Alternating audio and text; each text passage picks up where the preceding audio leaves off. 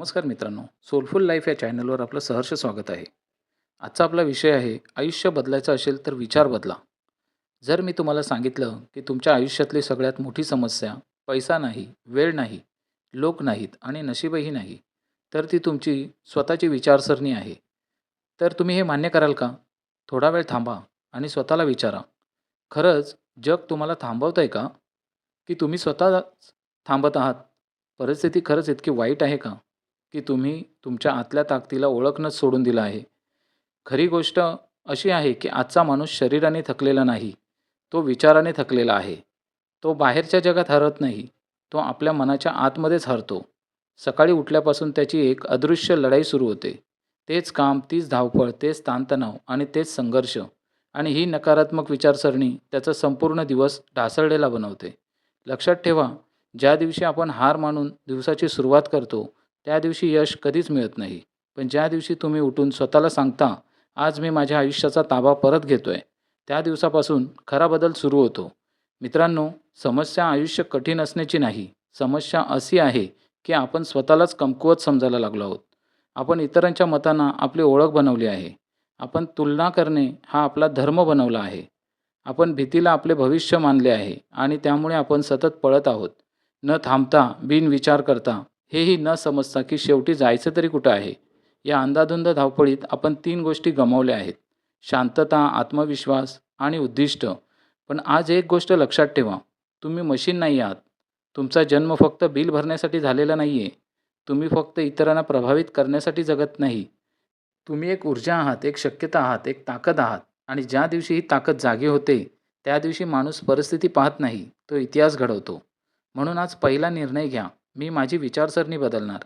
कारण विचार बदलल्याशिवाय आयुष्य बदलत नाही. दररोज सकाळी उठल्यावर तुमच्या मनाला आदेश द्या. हो, आदेशच.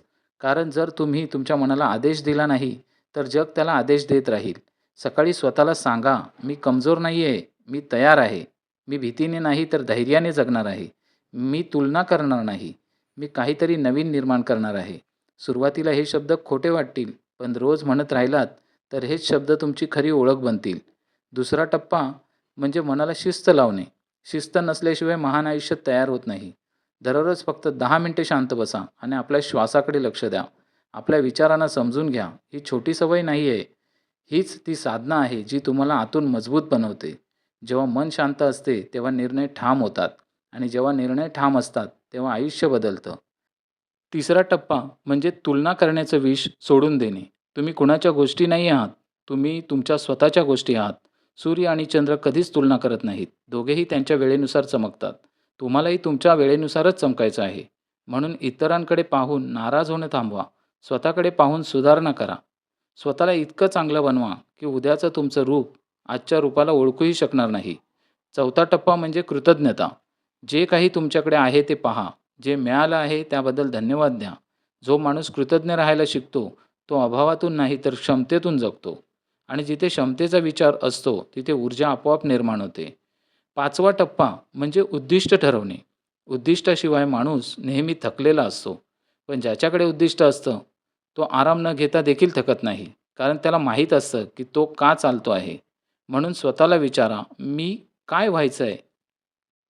नाहीतर मी जगाला काय द्यायचं आहे? कारण घेणारा माणूस नेहमी घाबरलेला असतो, पण देणारा माणूस नेहमी शक्तिशाली असतो.